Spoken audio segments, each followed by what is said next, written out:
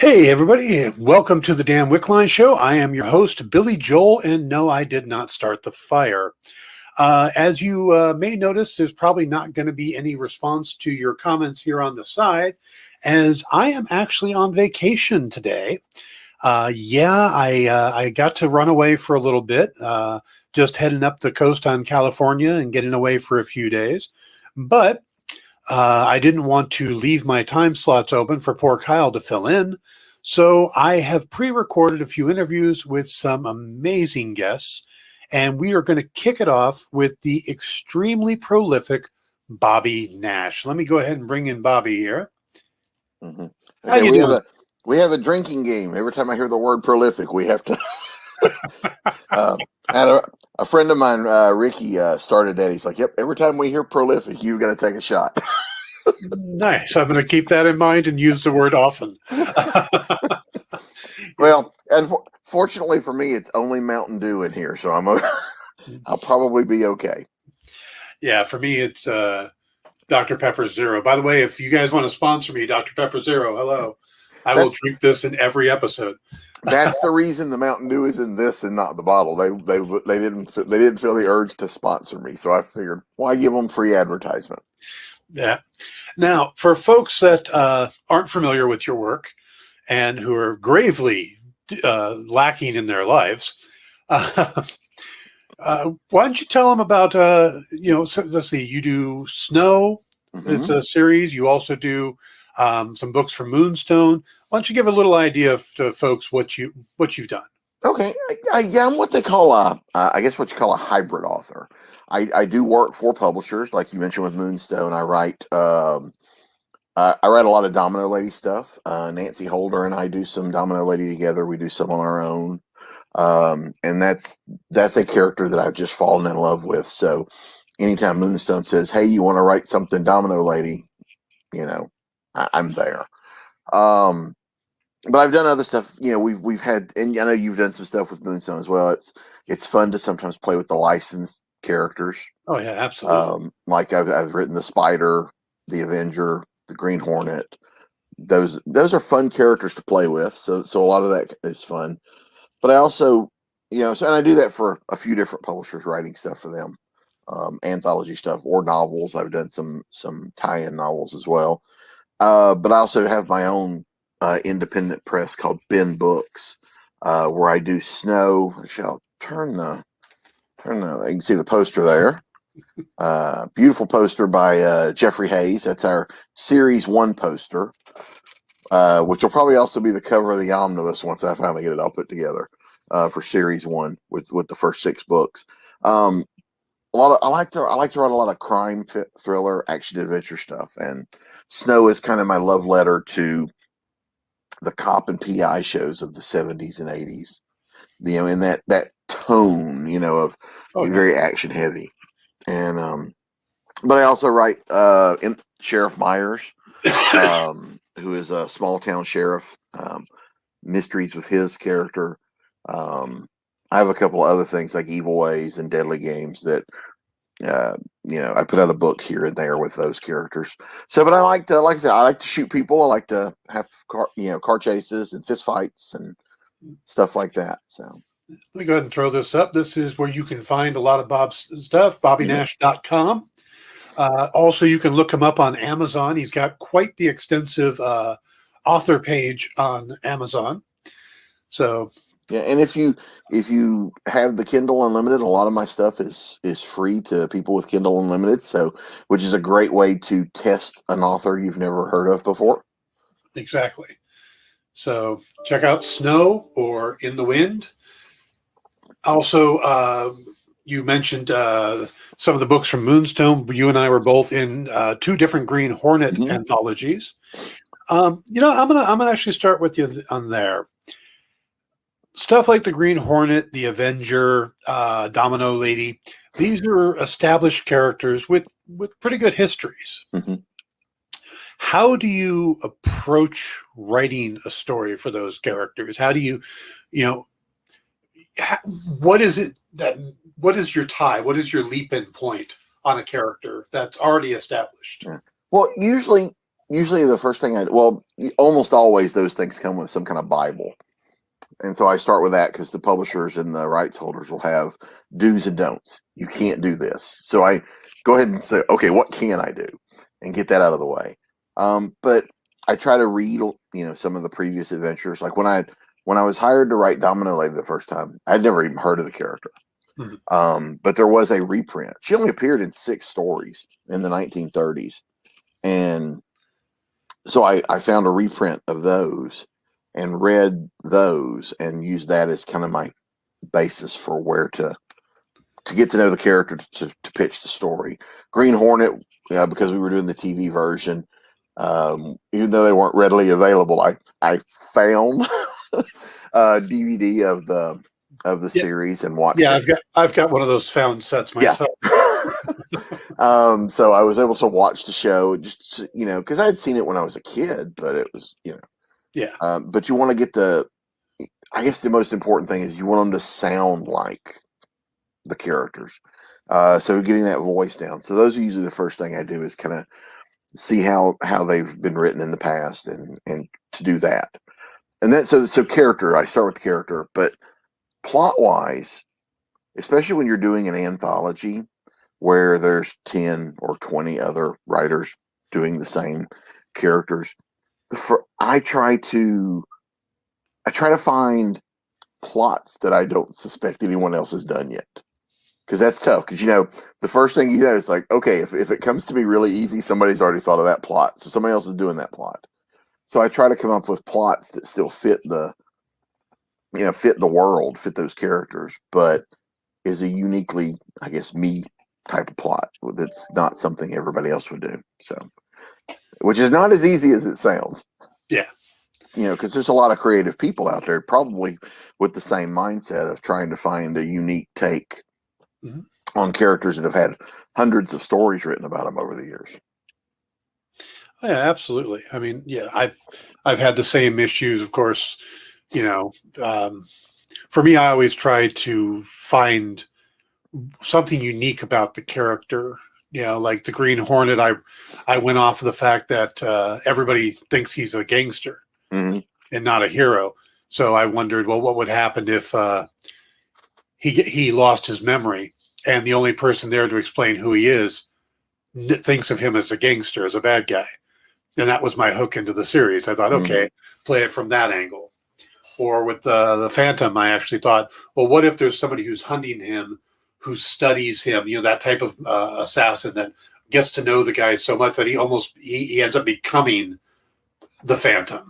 And so I actually have the Phantom fighting the Phantom. So those are the hooks that I went with. But yeah, I remember for Green Hornet, the first one, it was like somebody, a collector who is also like a fixer, is called in to take out the Green Hornet by one of his criminal rivals, and he's on the case, so he's following the Green Hornet, trying to figure out his routine or whatever to figure out how to best to take him out.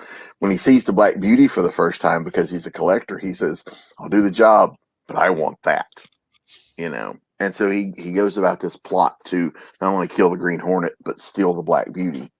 And so I thought that was fun. Was trying to because I figure it can't be easy to steal the Black Beauty. And so that was fun. And then the second one, because I remember our one of our notes was really play up Kato. That it's and so my second story was pretty much a Kato story with the Green Hornet in it, where it was all about Kato's driving skills. Yeah. Because this villain has turned an old rock quarry into a maze that they use to train getaway drivers. And it's full of explosives and rockets and traps. And they lure the Green Hornet and Kato into the traps. And so while Kato is weaving in and out of the rock quarry, they go around one turn, and the Green Hornet leaps out to go stop it, while Kato is evading all of these death traps. And that was fun to write too, because car chases are not easy to write because it's a very visual, a visual thing. But so I had fun trying to come up with ways to to explain the action that and still make it feel fast and flow. And so that was a nice challenge. Yeah. Was that the anthology where they wanted people to focus on the supporting characters like Kato and stuff I think like that? so. Yeah, I think so. Yeah. Yeah, I think I actually focused on Axford in that one. Yeah, because I remember getting a note that says we really need to play up Kato more. Yeah. And so so I was like, okay, we'll make this a Kato episode. And because the beauty of that anthology, those anthologies as well, is because we were doing the TV version. I approached it as like, okay, I've been hired to write an episode of the TV show, and that's just how I, because so that way there's a lot of tropes in there you have to do. Yeah. They have to do the let's roll Kato, or I made sure when they're riding through the streets that I described the same stock shots that they used in every episode. Yeah. That's the streets they're going down, that kind of stuff. So see, that's funny because when I did those books, I don't remember there being a Bible, and B, don't remember them saying that we were focused on the TV show.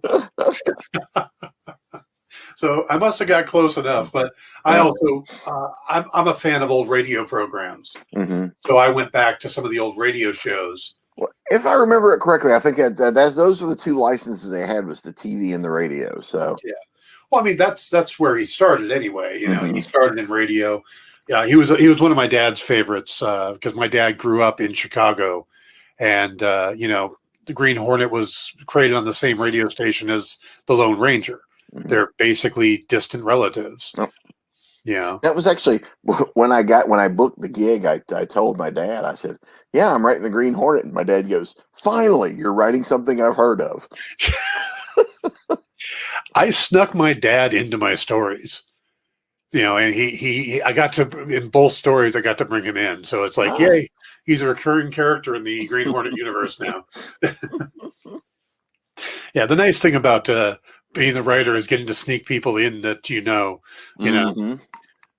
I once killed an entire group of people from my old office in a space shuttle, and they all thought it was awesome. I'm like, you guys die. I've had people ask me to kill them.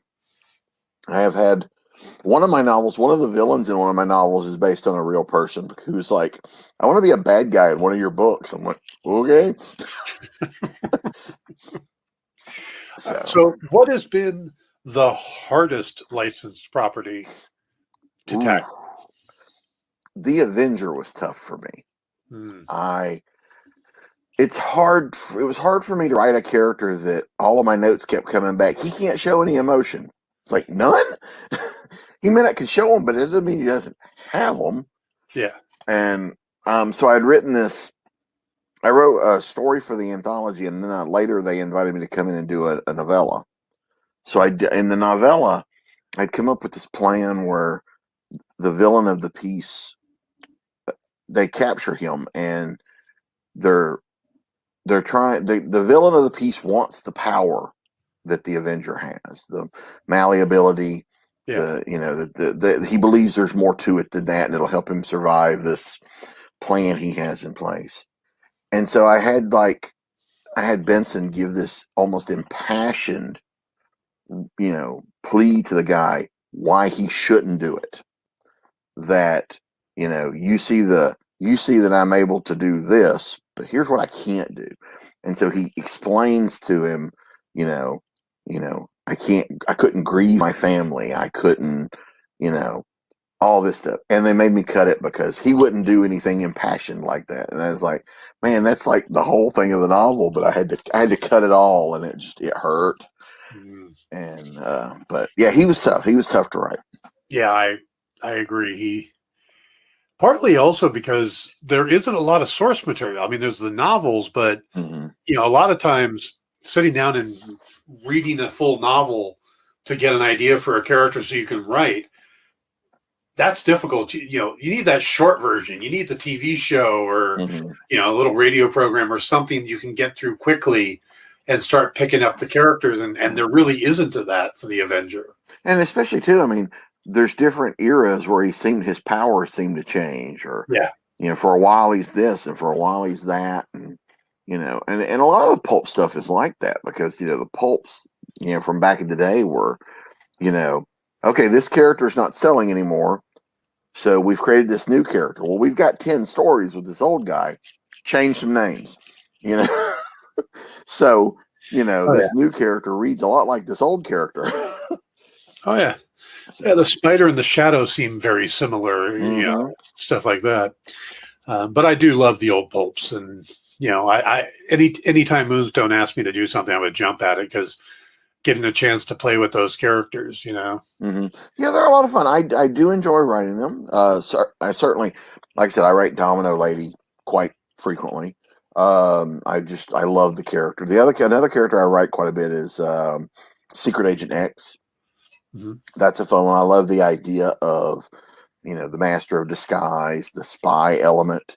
Yeah, Um, in my head, when I write Secret Agent X, I think of Martin Landau from Mission Impossible. nice. That Yeah, there's one episode in particular, and I don't remember all the details of the episode, but he's put on this old man makeup, and they're in a church or a meeting hall, and someone's at the podium giving the bad guy's at the podium giving the speech, and at some point he's going to point to the old man, and Martin Landau is sitting there, and as the guys do it, they'll cut to him, and he'll do this, and he's taking off bits of the makeup in front of a crowd who doesn't notice he's doing it. So that when the man goes, and there, it's a young man, where this old man is supposed to be, which, I guess discredits the guy in some way. yeah. But I was so enamored of the simplicity of how he was able to remove these pieces. Like I said, in front of her, you see him doing it, and so in my head, when I think of Secret Agent X, those type of things are in there. Now, obviously, today we see the Mission Impossible movies where they just go, Yeah. but it's that's a cool character I have enjoyed writing as well. Now, you talked about Domino Lady. My first experience with Domino Lady were three comics, I believe, done Mhm. by Ron Wilbur, I think it Yeah, I was. think so. Yep, in the Eros comics. Yeah, the Heroes comics. And of course, those were rather adult. Hmm. How much of that? I haven't had a chance to read much of the prose of Domino Lady. I mean, did they just take the character and go adult, or is that kind of the theme?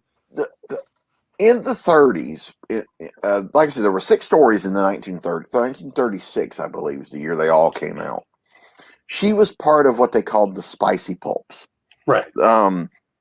Those were the pulps that would have been sold behind the counter. You couldn't just walk up and pick those up. You had to go, I want that one there in the plain brown wrapper. Her stories were considered very adult at the time because as a character, she did not shy away from sex. She would have sex. She would use sex. Now, the way they were written, it's a lot like old movies and old TV shows. They would come together, and there's a lot of innuendo in those stories. And as things would start to happen, like if it was an old movie, the camera would shoot up over here and look at a light or something. Yeah. It was that. There was a lot of that. We'd see it about to start, and we would cut, and we'd come back after it was over. So, in terms of today's audience, they're pretty tame. Mm-hmm. Like I said, there's a lot of innuendo.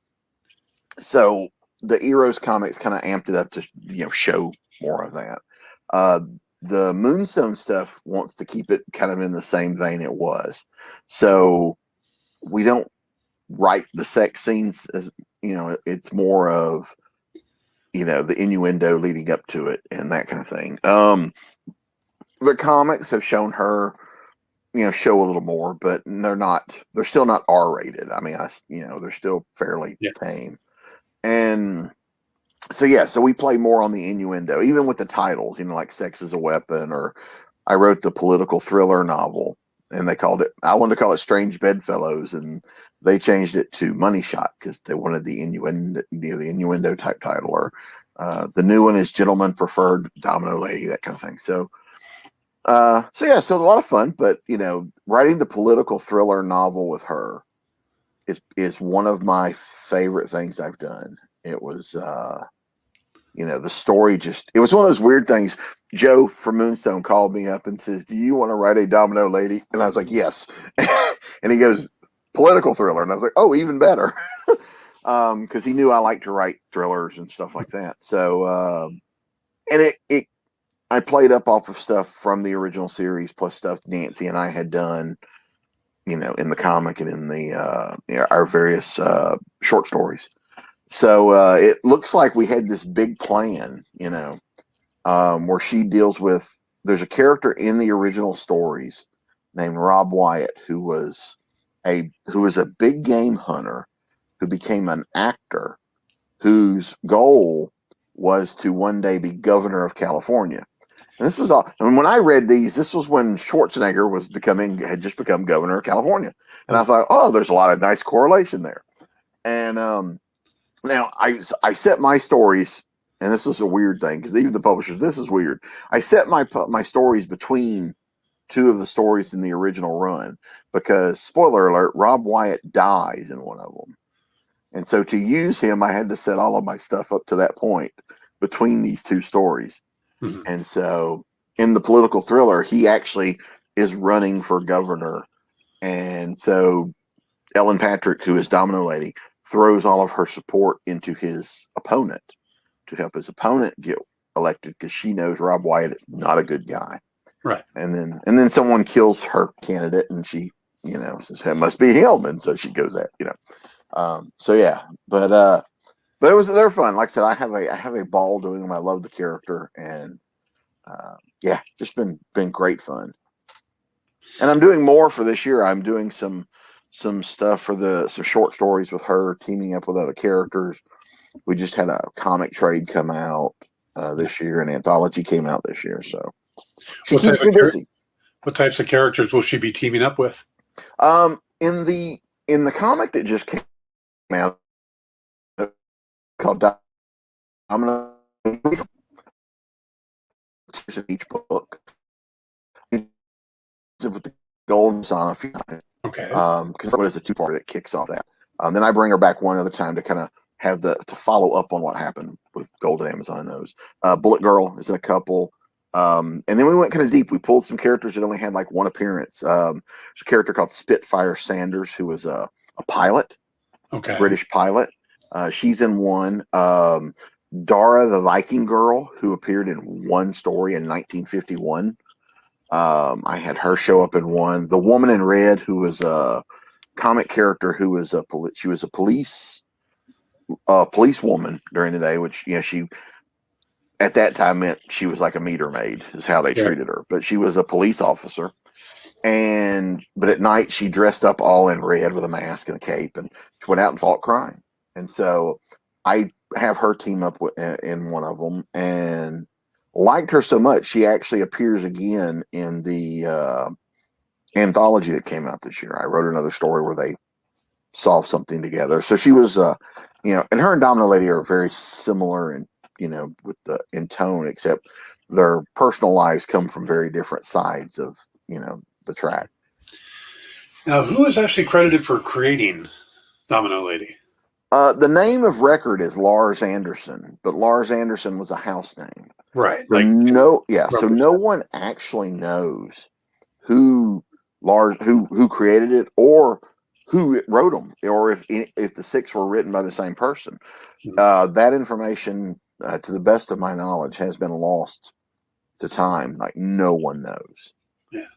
Now, So, 1936, would that put her in the public domain? Yes. Yeah. Right now there are 4 different publishers, I think, doing Domino Lady material at the moment. Which is cool, she's a great character. I think it's pretty cool that, others have discovered her. Yeah. And so it's really good fun. And like I said, it's a very cool character. It's a character, I think, and I've said this from the beginning. This is a character that I think would be excellent on TV today. I mean, you could put 21 much. And, writer.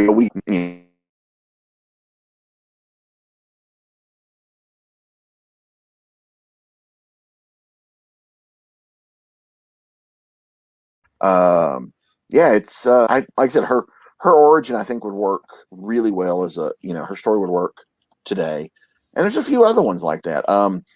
It hasn't come out yet, but I wrote a Secret Agent X novel that was a modern day origin for Secret Agent X, and I didn't change his origin at all. I just added technology to it. Mm-hmm. Because his, he was in the war in Afghanistan where he gets hurt and something happens to him. He learns his skill, comes home, puts it to use. I didn't change anything. So nice. There are some great characters from that era that, I mean, of course, there's the big ones that everybody knows, like the Green Hornet and the Shadow and stuff like that.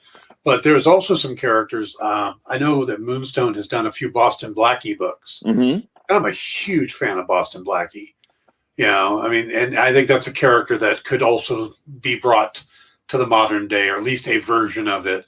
And I'm just surprised with how much Hollywood recycles and, reboots that they're really not pulling from the pulp era. I think what's going to happen, I think once they've once they've gone through all the superheroes they can think of, I suspect they'll roll back around. I think the fact that John Carter didn't do as well as they wanted, or and as much as I love the Phantom movie, I don't think it was a big hit when it happened. No. And that's an excellent adaptation. I think I love that movie. There was a group of movies at that time: The Phantom, Alec Baldwin's The Shadow, The Rocketeer.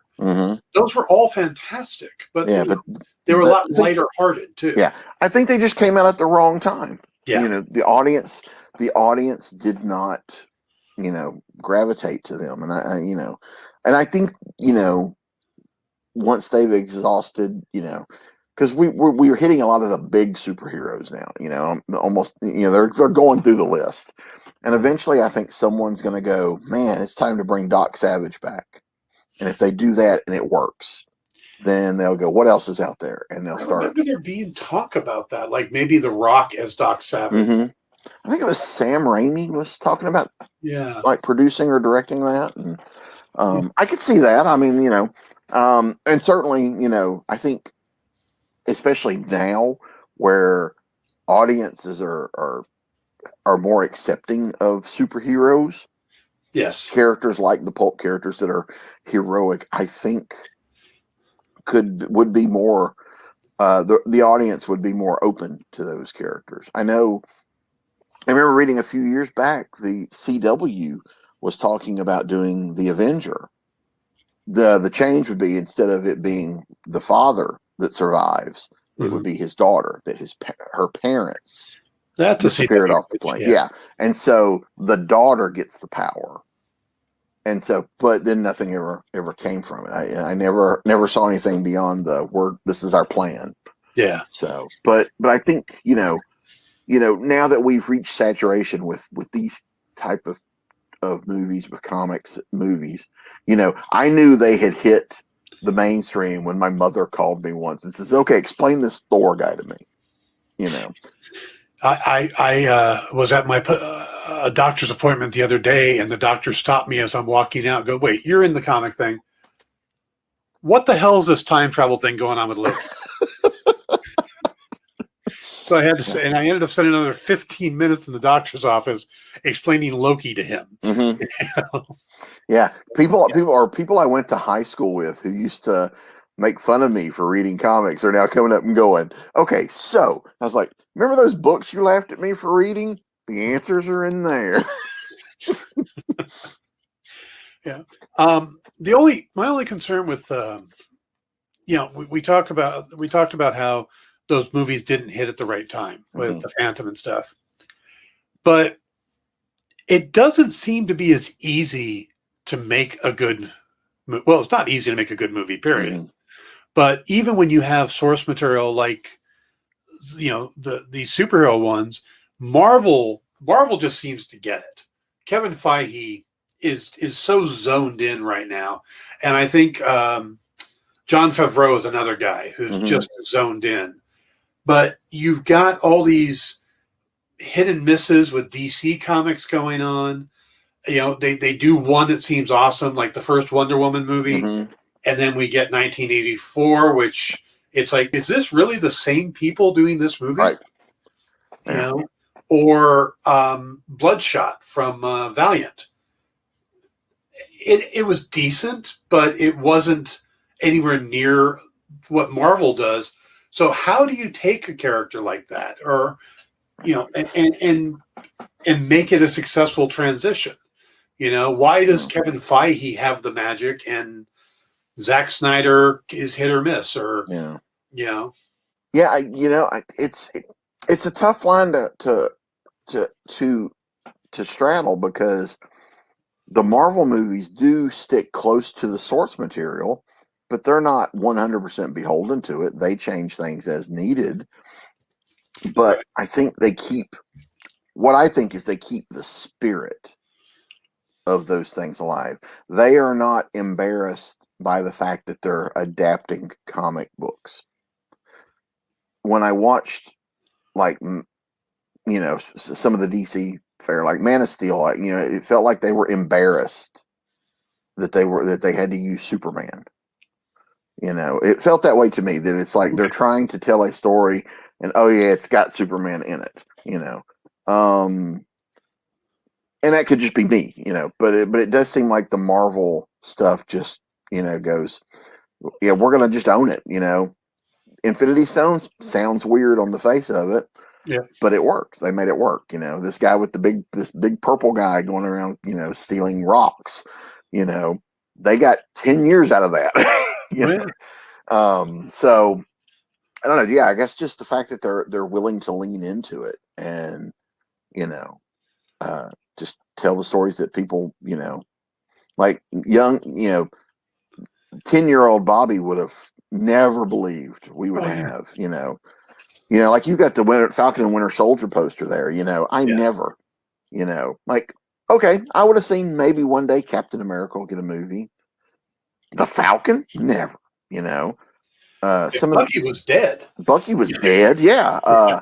You know, don't bring back Bucky. Yeah, we're never gonna. Yeah, Bucky was one of two people that would always be dead. Bucky and Uncle Ben; those two will always be dead. Well, but you know, and Jason Todd was the third. But the fact that we've had that they've brought some characters in that are just, I never expected to see on the screen. Like Spider-Man, yeah, okay, that was a given. He's a big character, but like, when Agents of S.H.I.E.L.D. was on, I geeked out the first time Crusher Creel showed up and picked up the ball and chain. Yeah. You know, and people around me are going like, why is that funny? And I'm like, oh, trust me. You know. I remember when Rocket Raccoon popped up in the Hulk issue, and suddenly he's on our TV screen, or he's on our movie screen. And popular. Yes. You know, like people love this guy. Yeah. Yeah. But I remember when he first showed up in the comics, people were like, well, that's silly. And then now, you know, you can make anything, you know, they've made, you know, Rocket and Groot, you know, if you look at them as an abstract, those are silly characters. Oh yeah. But because they treat them like real characters and not parodies, they've become super huge. And, you know, there's a lot of Rocket and Groot merchandise out there. People have dolls, and, you know, I've got the little, somewhere around here, I've got the little Infinity. When Disney did the Infinity characters for that game, I've got the little, you know, the Groot tree, you know. Yeah. And yeah, it's just, you know, who would have guessed, you know, who would have guessed it? I certainly never expected. Somewhere around here, I have the Groot Chia Pet that I have yet to do. Yeah. But then I also look at, like, you know, Batroc the Leaper has been in both movies and TV. Like, really? Batroc? Yeah. Of all the characters, the over-the-top French guy? Yeah. Or the fact that we got Arnim Zola, even though it wasn't quite, you know. Yeah.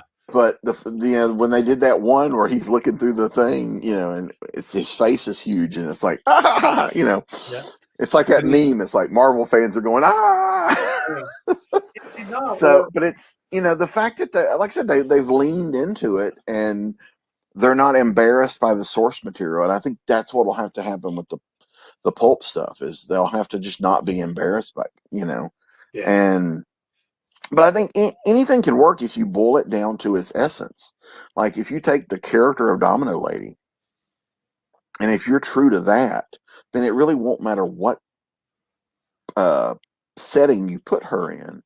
She'll still be the same character. And I think, that works, as long as you're true to the character and have the character be the character, it works. And with pulp stuff too, when you have to make changes, the audience that'll notice the change is a lot smaller. Yeah. Because it is the pulp books are a bit of a niche audience. But they're a passionate niche audience. Absolutely. So, yeah. When I did, I worked on Jamie Chase and I did the At the Earth's Core adaptation for Dark Horse as a graphic novel. And I remember one of my fears going into that was if I screw this up, the ERB fans are going to eat me alive, And so it was a very conscious effort to like, don't screw this up. And, so I made a point, there's as much of the novel in there as you have to shorthand a lot of it, to get it to, but that was a big thing was like, this has a very, very vocal fan base that loves the source material, and Jamie and I were both very conscious of that and wanted to make sure that those fans were given something that they would like. So, yeah. All right. We should probably switch over and talk about it's Ben books, Ben. Yep. It's my initials, Bobby Nash. E. Nash. Yeah. I'm not clever. It's like I need a company name, and I was going through all kind of names, and that works. Ben books. I started that. I had written when I started writing. Doing it yourself was kind of frowned upon. It was if you did any print on demand or did anything yourself, it was because he's not good enough to get hired by a real publisher. So it was not something I got into until later. So all of my early stuff was finding publishers. They published it. Unfortunately, back in those days, things went out of print. Yeah. My first novel, Evil Ways, I sold it to this publishing company that just turned out to be the horrible experience. Just an awful publisher. Thankfully, they're not around anymore. Horrible, experience. But I had a book. So I used that book to get other work. But when that book went out of print, and I got my rights back, I started shopping it around again and just could not find a publisher that seemed to have the same vision for it as I did. And so someone suggested, well, why don't you just put it out yourself? You can do that now. There's this thing called Create Space, and you can, it won't, you don't have to store them. And so I was like, okay. So I looked into that and I was like, well, great. I'll just get it back out. It's, because it was out for 7 or 8 years at the other publisher. I'll put it out and, hey, it gives me something to sell at conventions. And so I created Ben Books to release Evil Ways. And so I did that. And then I wrote another novel that takes place in the same town. So I'm like, well, I don't want to shop that around because then I'll have two things at two different places. I'll just release that one myself. And so it kind of became this thing. I'll just release stuff periodically that I don't have other places for. And then it was like a side thing. And then in 2019, I decided I'm going to put more effort into it because Snow had started at another publisher. And that publisher went under and I got my rights back. And I was like, I'm not going through this again. I'll just do them myself. Because the publisher I was with wanted ebooks. They weren't interested in paper. They just wanted the ebooks. So they wanted ebook novellas. They wanted something short and easy to read that they could sell at a small price. And so in getting those back to send them to other publishers, because publishing paper ebooks was not really a thing at the time. I was ahead of the curve. I would have had to have rewritten them and made them longer. And I didn't want to do that. I liked the bite size kind of format, the 30,000 word novella format. So I decided to do those on my own, and was surprised by the reaction to the Snow books. Anytime anybody takes an interest in something I've done, it still surprises me. Because I assume I put them out there and nobody reads them. And but so I started doing more of that stuff. And when I would get other ideas, like bringing back the sheriff character for In the Wind, he was in Evil Ways, which was my first novel, and that second novel. He was in both of those, although he wasn't the main character. So I decided to focus more on Ben Books instead of just a place where I do stuff occasionally. It's now a good 50-50 split of what I do. Then the apocalypse happened and a lot of my plans went sideways. Yeah. But I am still in the process of focusing on Ben Books as a viable publishing alternative. I still work for other publishers. I'm still happy to work with other publishers. But I've started, in terms of some characters that I own, focusing on doing X number of Ben Books titles a year.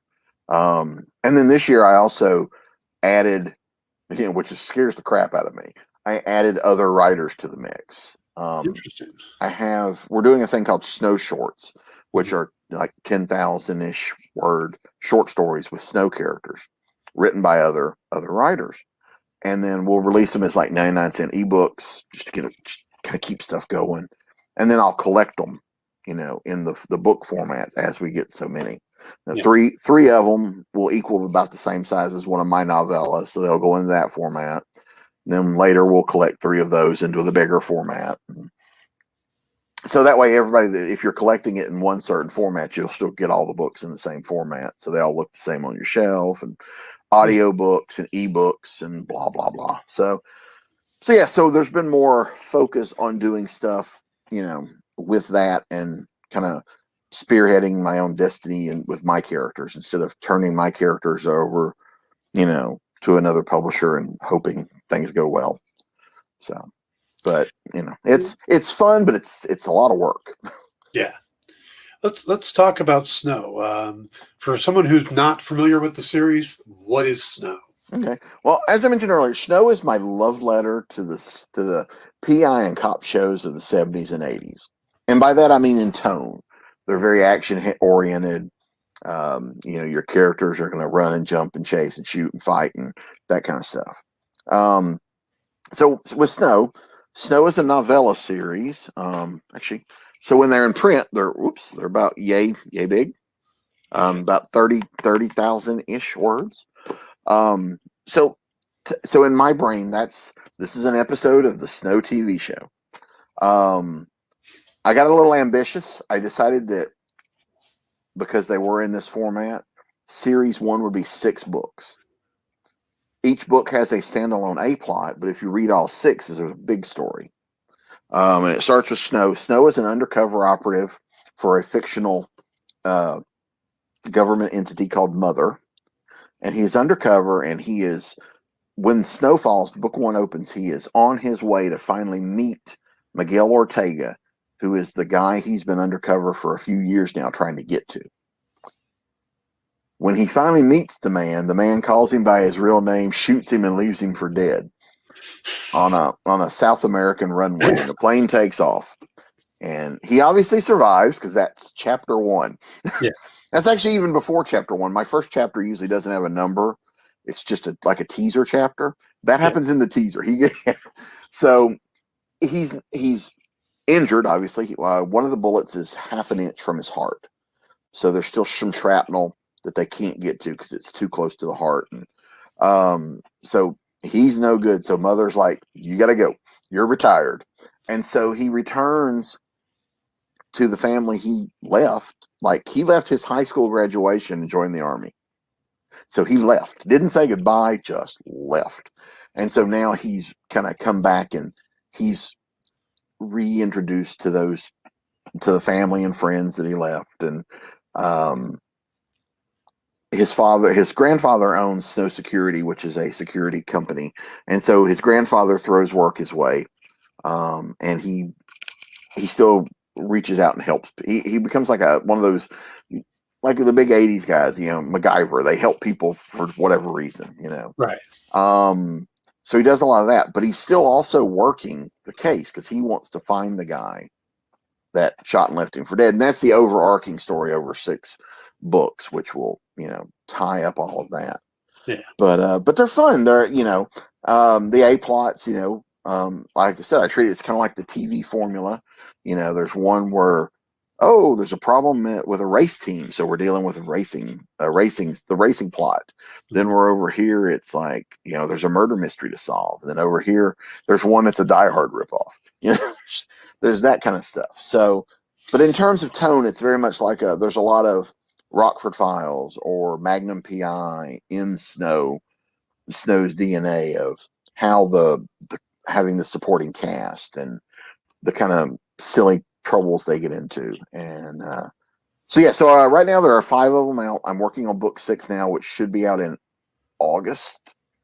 And then I collect them as well. 3 books get into a collection that's a bigger collection. Sorry, and a little bigger. And so I do that. And so once that's happened, we'll get that second volume released, and then I'll go into. I have plots for 7, 8, 9 going on. After 6, they probably won't be these big 6-book arcs anymore, because that's taken longer than I thought it would to get to the end. But then we're doing the Snow shorts as well. Like I said, myself and other writers are doing these short stories that either focus on one character or could be all the characters. I haven't really, given them any specifics, but in most cases they're going, I like this character. I want to write a story with this character. And I'm like, great, go, So that's been fun. It's been fun having my friends play with the characters, seeing what they see, seeing how the characters look to them. It's also a little terrifying, when anytime someone writes your characters, there's always that, that nervousness. But I've been very, very, very impressed. I went with people I knew and I'd worked with before, so I knew what I was getting. Yeah. And yeah, the 5 we have so far, I wrote one of them. The other 4 have been by other writers, and they've just all been fantastic. I've enjoyed reading them myself, and yeah, wonderful, wonderful stuff. But like I said, it's, so I got over the terror of, oh man, are they going to understand my characters? Then it became oh crap, they're writing these better than I am. And so, but it's fun stuff. And I'm so thrilled that so many of my writer friends agreed to do it, and because they're certainly not doing it for the money, because we're a very small publisher and we're not selling enough as much books as I'd like. Yeah. But we're working on it. We're, anybody that follows me on any type of social media probably sees me promoting stuff fairly regularly. And I'm looking forward to cons to start back up so I can get back out in front of people and, show off stuff. And yeah, that should be. I haven't been to a con since February of 2019 or 2020. February 2020 was my last con. Yeah, it was it was a 1-day show, and yeah, my last was in I think August of 2019. So yeah, I hadn't even gotten to a show yet in 2020 when everything shut down. Because it's been a weird feeling because I'm at 2 or 3 events a month was my norm, before all this. Being home on the weekends has helped my productivity. I would think so. But but it is weird because, like I said, I was doing 2 or 3 events a month, and they weren't all cons. I mean, I would do book signings, local events, a lot of I live in an area where we do a lot of library shows, do indie author days, but restaurants and bars around here do a lot of stuff, books and brews or books and meals, or where usually it's on like a Tuesday or a Wednesday, a slow night. And they'll have 4 or 5 authors come in. They read. The bar makes money because they're hoping we'll bring people in on a night it's not crowded. We read. They eat and drink, and we sell a few books. And where is this at? Sure. I'm in the Atlanta area. Oh, okay. There's been 2 or 3 different bars that have done it here in the local, and I know Charlotte had a bar or 2 that was doing it. I actually went to Charlotte for one of them. We had some. There was a thing called a novel idea that was here in Atlanta, and they had 4 different cities around Atlanta where they would do it, and so they had a restaurant in each one, and so they would alternate months in which spot they were in. Yeah. And but it was usually a restaurant that had a secondary room or a party room, and they would put us in there. There's one in Noonan, Georgia. They do once a month called Hometown Novel Nights. It's in a barbecue joint. The owner of the barbecue place loves to read, and so she teamed up with one of the local Noonan area authors, and so once a month they do this, and you go down a little early and you eat dinner, and you go in the side room, again, the party room off to the side, and there's usually 3 or 4 authors, and then the local author is the host, so there's technically 4 or 5 of us there. And he'll introduce us, and he'll ask us questions. The audience can ask questions, and then afterwards, we've thrown out books. We sell books. We answer questions, and it's just a lot of fun. It's a very different atmosphere because it's more laid back. It's not like you're at a con where you're busy, but it's more of just someone wants to come up and talk to you for a few minutes. You've got more time to have that one-on-one. And they're usually not huge crowds, but it's interesting. It's a different crowd. There's a lot of people that come to these that would never step foot in a convention. Right. You know? And so it's just a different way of reaching a new audience. And plus I get to travel. That's fun. I love to travel. And so doing those things, you get to hang out with other authors, you get to meet other creative people, get to know them. It's a blast. All right, we're going to be wrapping it up here in just a minute, but if you were going to recommend one of your works as this is the one to jump in on, this is the one that, highlights my best stuff, what book would it be? My answer for this one is usually Evil Ways, which was my first published novel. Not because I think it's my best, although I think it's done well. It's probably the most me of anything you'll ever read, because when I was writing it, I didn't know what I was doing. Some may say I still don't, but I really didn't. Then there's things in there now I wouldn't do now. Yeah. For example. So it's probably the most raw version of me as a writer as you can get. But that is what kicked off Ben Books. That is, I said it and I created this fictional town that I just keep using. Snow lives in that town. Sheriff Myers is the sheriff of that town.